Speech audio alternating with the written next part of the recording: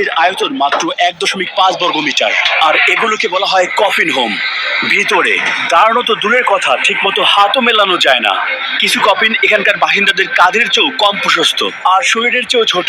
তবুও এই কফিনগুলো একই সঙ্গে বসার ঘর, রান্নার ঘর আর শোবার ঘর হিসেবে ব্যবহৃত হয়। আবার প্রায় 14 বছর ধরে বিশ্বের সবচেয়ে ব্যয়বহুল শহর, প্রায় 2 লক্ষ মানুষের এইসব ঘরে থাকা ছাড়া কোনো উপায় নেই। এটা পৃথিবীর সবচেয়ে ধনী শহরগুলোর মধ্যে একটি। আর আমরা দেখবো মানুষ এখানে কিভাবে বেঁচে আছেন। কিছু মানুষকে একটা কফিনেই একত্রে বসবাস করতে হয়, কেউ কেউ আবার নিজের ঘরে ঠিক মতো আটে না। এই ডকুমেন্টারিতে আমরা এমন এক কফিন হোম বাসিন্দার সাথে সারাদিন কাটাবো, যিনি 16 বছর ধরে দুঃসহ জীবনযাপন করে আসছেন এখানে। শুরু করছি সবচেয়ে আরামদায়ক ঘরটির মাধ্যমে। ভবনটির প্রতিটি তলায় রয়েছে 20 থেকে 30টি কফিন আকৃতির অ্যাপার্টমেন্ট। আমি দাঁড়াতেই পারছি না। বিল্ডিংটা শুরুতে এরকম ছিল না। অবৈধভাবে সংস্কার করে তারা এই তলাকে মাঝখান দিয়ে ভাগ করে দুভাগ বানিয়েছে। বেশি মানুষ ধারণ করার জন্য ওনারা জোর করে মাঝখানে একটি বাড়তি তলা বানিয়ে ফেলেছে। তাই এখানে সিলিং এর উচ্চতা খুবই কম। দেখুন কিভাবে একটি তলাকে ভাগ করে 2 স্তরের বানানো হয়েছে। এটা হলো কোকোর বাড়ি। সে 10 বছর ধরে এখানে একা বাস করছে। ভাগ্যক্রমে আমার একটি জানালা আছে। সাধারণত কফিনে থাকে না। একটা ফ্রিজ, একটা টিভি, এইটুকুই। যেহেতু জায়গাটি অনেক ছোট, আপনি বেশি কিছু রাখতে পারবেন না। মনে হচ্ছে একটি তেলাপোকা রাইস কুকারে আটকে পড়ে মরে গিয়েছে। আমি এই রুমে 3 জনকে মারা যেতে দেখেছি। উপরে মানুষ যখন দরজা বন্ধ করে রাখে, তখন আসলে বোঝা কঠিন যে ভিতরে কেউ মারা গিয়েছে। যখন মৃতদেহ থেকে গন্ধ ছড়ায়, তখন আমরা খবর দেই পুলিশকে। বিদ্যুতের পাওয়ার লোড অনেক বেশি, তাই খুব সহজেই আগুন লাগে। আমরা এখন এই কফিন হোমে যাচ্ছি, যেটা কারাগারের চেয়ে বেশি ভয়ঙ্কর মনে হবে। তার আগে দেয়ালগুলো সরিয়ে ভিতরটা দেখি।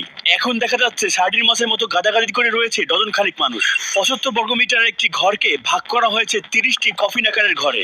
এই ঘরে আলো বাতাস ঢোকার জন্য নেই কোনো জানালা। প্রতিটি দম বন্ধ করা ঘরের ভিতরে একটা মানুষ নীরবে ডিপ্রেশন ও দুশ্চিন্তার সাথে লড়াই করে যাচ্ছেন। এখানে 26 জন থাকেন, আর গন্ধ সহ্য করা কঠিন। করিডোর এতটাই ছোট যে মই জুতার র্যাক হিসেবে ব্যবহৃত হচ্ছে। মানুষ এখানে ইটের মতো স্তূপ হয়ে থাকে। Hello, hello hello hello. কতদিন ধরে বাস করছেন এখানে? প্রায় 6 বছর। ও, এখানে আরো একজন মানুষ আছে। তো আপনারা আপনারা একসঙ্গে থাকেন? হ্যাঁ হ্যাঁ হ্যাঁ। সে আপনার স্বামী? বয়ফ্রেন্ড। তারা এমন জায়গায় থাকেন যেখানে একজন মানুষেরও ঠিক মতো থাকা কঠিন।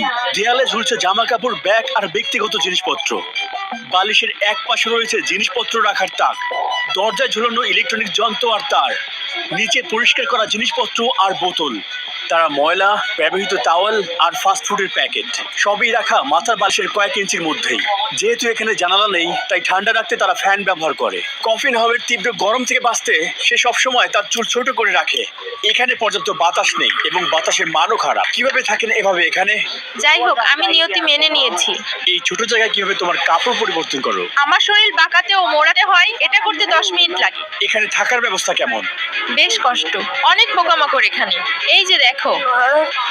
এটা কি? স্যার পোকা। এটা বড় সমস্যা। হ্যাঁ, আমার সারা গা কামড়ে ধরছে। এখানে সব জায়গায় ছড়িয়ে আছে। দেখো কতগুলো ধরেছি আমি। তারা রক্তচোষা। ছারপোকার কারণে মানুষের শরীরে রক্ত স্বল্পতা দেখা যায়। সাবডিভাইডেড অ্যাপার্টমেন্টে এগুলো খুবই সাধারণ সমস্যা। একটি স্ত্রী ছারপোকা জীবদ্দশায় প্রায় 500টি পর্যন্ত ডিম পারতে পারে। এই দেখো, এখানে অনেক ছারপোকা আছে। এই যে এরকম এখানে অনেক ছারপোকা আছে। মিসলি ফাস্টফুড কিনতে বাইরে গিয়েছিলেন এবং তিনি ফিরে এলেন। তিনি একটি চেয়ার নিলেন এবং বিছানাটাকে কিছুক্ষণের জন্য খাবার টেবিল বানালেন। এই কফিন হোমগুলোতে ইন্টারনেটের গুরুত্ব পানি এবং বিদ্যুতের মতোই অপরিহার্য, কেননা এখানে থাকা বেশিরভাগ বাসিন্দাদের কাছেই বিনোদন বলতে কর্মী। মাসে কত টাকা উপার্জন করো? $650। এই কক্ষটির জন্য ভাড়া কত? $320 মার্কিন প্রতি মাসে। মানে 1.5 বর্গমিটার ঘরের জন্যই আপনার প্রায় অর্ধেক ইনকাম চলে যায়। যাওয়ার কোনো জায়গা নেই। এই কফিন হাউসের নিচতলার বাসিন্দাদের অনেকটাই ভাগ্যবান বলা যায়, কারণ তারা এই জায়গাটাকে বিভিন্ন জিনিস সংরক্ষণের জন্য ব্যবহার করতে পারে। তারা এখানে জুতা রাখতে পারে, কাপড় ঝুলিয়ে রাখতে পারে, বলা যায় অতিরিক্ত জায়গা। কিন্তু যারা উপরে বাস করে তারা অনেকটাই অভাগা। তারা সত্যি জায়গা নিয়ে সংকটে থাকে। এই ছোট কফিনের ভিতরে তাদেরকে সবকিছু করতে হয়। এখন আমরা আরেকটি সাবডিভাইডেড অ্যাপার্টমেন্টের উপরে ইউনিটগুলো দেখতে যাচ্ছি। এই কফিনগুলোর ভিতরে এমনকি ফ্যান রাখার জায়গাও নেই, তাই সেগুলো করিডোরে ঝুলানো আছে। ভাড়ার টাকা জোগাড় করতে এখানের বাসিন্দাদেরকে দুর্বিষহ সময়ে কষ্টের কাজ করতে হয়। ফ্র্যাঙ্কি চাও কাজ শুরু করেন রাত 9টায়, আর তিনি বাসায় ফেরেন ভোর 5টায়। আপনি কি কাজ করেন? আমি কামার। আপনি মাসে কত আয় করেন? $1250 মার্কিন। এখানে থাকতে কেমন লাগে? অবশ্যই ভালো না, ভীষণ সরু। আমার ঘর খুবই সাধারণ, টিভি, বিছানা, কিছু দৈনন্দিন জিনিস, একটা কম্বল আর একটা বালিশ, এর বেশি কিছুই না। আপনি নিজেকে 10 বছর পরে কোথায় দেখতে চান? তখন আমি মারা যাবো নিশ্চয়ই।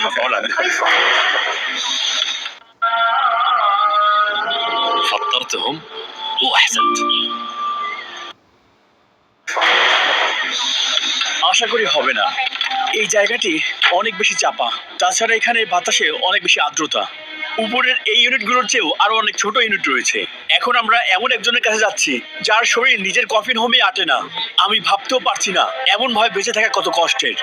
সেখানে যাওয়ার আগে আমরা পুরো অ্যাপার্টমেন্ট ঘুরে দেখি এবং বুঝতে পারি এখানে কোনো রান্নাঘর নেই। যারা বাইরের খাবার কেনার সামর্থ্য রাখে না তারা বাধ্য হয়ে এই ময়লা বাথরুমের পাশে রান্না করে। দেখুন, তিনি টয়লেটের পাশেই খাবার প্রস্তুত করছেন। তাদের কোনো রান্নাঘর নেই, আর তাই এখানে তাদের রান্না বান্না কাজ করতে হয়। এটাই তাদের বাথরুম। তারা এমনকি একটি ঢাকনাবিহীন বাথরুমের উপরেই তাদের কাপড় ঝুলিয়ে রাখে। এই শহরটিতে প্রায় 75 লক্ষ মানুষ বাস করেন। উপর থেকে হংকংকে দেখলে মনে হয় যেন জঙ্গলের ভিতর থেকে বাঁশঝাড়ের মতো বেড়ে ওঠা একটি শহর। এই দ্বীপটিতে নির্মাণযোগ্য জমির পরিমাণ খুবই নগণ্য। জায়গার এই চরম সংকট নিরসনে নেওয়া হচ্ছে অদ্ভুত সব সমাধান, যেমন 8 তলা একটি পার্কিং গ্যারেজের উপর নির্মাণ করা হয়েছে 10 তলা একটি বিল্ডিং। শহরটিতে একটুও জায়গা নেই। আমরা এখন এসেছি পরবর্তী অ্যাপার্টমেন্টে। এই অ্যাপার্টমেন্টে ঢুকলেই পাবেন বাথরুম। দেয়াল বেয়ে ময়লা ঝরছে। ইনি হচ্ছেন জ্বর। তার দরজা খোলা ছিল, কারণ দরজা বন্ধ করলে তিনি নিজের ঘরে আটেন না। দেখতে পাচ্ছেন তিনি একজন বড় শরীরের মানুষ। তার পক্ষে এই ছোট জায়গায় থাকা অনেক কঠিন। এখানে জীবনযাত্রা কেমন? চারপাশে তাকাও, তুমি কেমন অনুভব করতেছো? আপনার পরিবার আছে? ছিল। আমার স্ত্রী আমাকে ছেড়ে গেছে জুয়া খেলার জন্য। এখন আর কোনো যোগাযোগ নেই। এখন শুধু ঘর ধরে অল্প বাজি ধরি। আমি নিজেই নিজেকে ধ্বংস করেছি জুয়া খেলে। কিভাবে জীবন পরিচালনা করেন? আমি সরকারি ভাতা পাই। বাসস্থানে চলাচলের জায়গা না থাকলে সেটা ধীরে ধীরে শরীরকে ধ্বংস করে দেয়। সারাদিন কি করেন? কিছুই না, টেলিভিশন দেখি শুধু। কোথাও যেতে ভয় লাগে, ভয় হয় আমার পা ভেঙে পড়বে মাটিতে। এখন থেকে 10 বছর পরে আপনি আপনাকে কোথায় দেখতে চান? 10 বছর পর হয়তো কবরে। আশা করি এমনটা হবে না। তোমার ঘুমানোর জন্য কোনো তোষক নেই কেন? কারণ আমি ঢুকতে পারি না। এখানকার বাসিন্দারা ছারপোকার সংক্রমণ থেকে এড়াতে বিছানার তোষক ব্যবহার করে না। কতদিন যাবত আপনি এখানে বসবাস করছেন? 18 বছর। অনেকে কখনো বের হতে পারে না। এই কংক্রিটের জঙ্গলে একজন ন্যূনতম মজুরি কর্মীকে 3 বেডরুমের একটি ফ্ল্যাট কিনতে প্রায় 1000 বছর সঞ্চয় করতে হবে। আপনি কি সরকারি আবাসনের জন্য আবেদন করেছেন? আবেদন করেছি, কিন্তু নতুন ঘর পেতে অনেক দিন অপেক্ষা করতে হবে। অধিকাংশ মানুষকে কম ভাড়ায় সরকারি বাসা পাওয়ার জন্য 10 বছর বেশি সময় ধরে অপেক্ষা করতে হয়, অথচ সেটাও বিনামূল্যে নয়। অনেকের কাছে এই ওয়েটিং লিস্টে থাকাটাই যাবজ্জীবন সাজার মতো। ধরুন, এই কফিনে আপনি বসবাস করতে চান না, সোজা হয়ে স্বাচ্ছন্দ্যে বসবাস করা যায় এমন একটি ঘর খুঁজছেন। আমরা দেখবো এজন্য আপনাকে কতটা আকাশচুম্বী ভাড়া গুনতে হতে পারে। এখন আমরা হংকং এর একটি সাধারণ এলাকায় আছি। তুমি কিছু টাকা সঞ্চয় করেছো এবং একটি বাড়ি কিনতে চাও। এটা হলো এখানের সবচেয়ে সস্তা অপশনগুলোর একটি। এতে মাত্র একটি ঘর আছে, তবু এটার দাম 10 লক্ষ মার্কিন ডলারেরও বেশি। এটা খুবই খুবই ছোট্ট একটি কক্ষ। ধরুন আপনি একটি সিঙ্গেল বেডরুমের ফ্ল্যাট ভাড়া নিতে চান, আর এই জন্য আপনাকে প্রায় প্রতি মাসে $4000 ভাড়া দিতে হবে। সামনেই দেখবেন এখানে একটি কবরের মালিক হওয়া একটি বাড়ির মালিক হওয়ার চেয়ে কঠিন। হংকং এ এক বিশাল ভিন্নতা তৈরি হয়েছে দুই জগতের মধ্যে। মাত্র 75 জন মানুষ দেশের মোট সম্পদের 10% মালিক। একদিকে ধনী দামি গাড়িতে করে আর দামি বাড়িতে থাকে, অন্যদিকে দরিদ্ররা ঠিকভাবে নিঃশ্বাস নেওয়ার মতো একটি স্থান খুঁজে পায় না। এখানকার গড়ায়ু 84 বছর, যা বিশ্বের অন্যতম দীর্ঘ গড়ায়ুর একটি। তবুও এই আকাশ ছোঁয়া বাড়ি ভাড়া মেটানোর জন্য বেশিরভাগ মানুষকে অবসরে যাওয়ার পরেও হাড় ভাঙা কষ্ট করতে হয়। তা না হলে বেঁচে থাকাই কষ্টকর। তাই এখানে থাকা বেশিরভাগ বৃদ্ধদেরই দেখা যায় রাস্তায় কার্ডবোর্ড কুড়াতে। এখানকার মানুষের আয়ের বৈষম্য খুবই বাজে অবস্থা, যেন দিন রাতের পার্থক্য।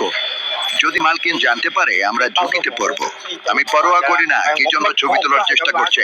তিনি আমাদের বের করে দিতে পারেন। মালকিন এটা কখনো অনুমোদন করবেন না। আমরা এই অংশটুকু রেখেছি যাতে আপনারা বুঝতে পারেন ভাড়াটিয়ারা কতটা মালিকের ভয়ে থাকে, কারণ যে কোনো মুহূর্তে তাদেরকে বের করে দেওয়া হতে পারে। আর এখানে যারা ঘর হারান তাদের রাস্তায় নামা অনিবার্য। আমাকে 1 বোতল পানি কিনে দাও, আমি ভীষণ তৃষার্ত। বোতলের ঢাকনা খুলে দাও। এখানে রাখো, এখানে রাখো। ধন্যবাদ তোমাকে, ধন্যবাদ। সে খুব তৃষ্ণার্ত ছিল, কারণ জুলাই হলো এখানের অন্যতম গরম একটি মাস। আর ওই সময়ে হংকং এর তাপমাত্রা ছিল প্রায় 43 ডিগ্রি সেলসিয়াস। খুবই গরম এখানে, অনেক আর্দ্রতা। আমি এই অ্যাপার্টমেন্টে প্রবেশ মাত্রই গরম আর স্যাঁতসেঁতে বাতাস অনুভব করলাম। পুরো সিলিং জুড়ে ছত্রাক জমে আছে। কফিন হোমের ভেতরের বাতাস নিরাপদ মাত্রার চেয়েও 4 গুণ বেশি দূষিত। প্রবেশপথটা পুরোপুরি এলোমেলো। একজন বাসিন্দা মরিয়া হয়ে ফ্লোরের পানি মুছছেন, কিন্তু পানি সেখানে অনবরত চুইয়ে পড়ছে।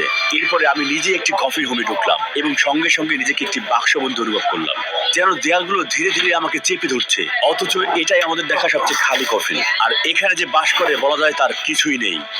দেয়ালের এক পাশে নীল আকাশ, মেঘ, ফুল আর প্রজাপতি স্টিকার লাগানো, যেন দম বন্ধ করা স্থানের ভয় থেকে মানসিক পলায়নের চেষ্টা। অন্য পাশে আছে ধাতব জালি, যেন কারাগারের গেট। আপনি এখানে বিশুদ্ধ বাতাস এবং আলো পাবেন না। অসম্ভব গরম, অনেক আর্দ্রতা। এখানে মানুষ ঘুমায় কিভাবে?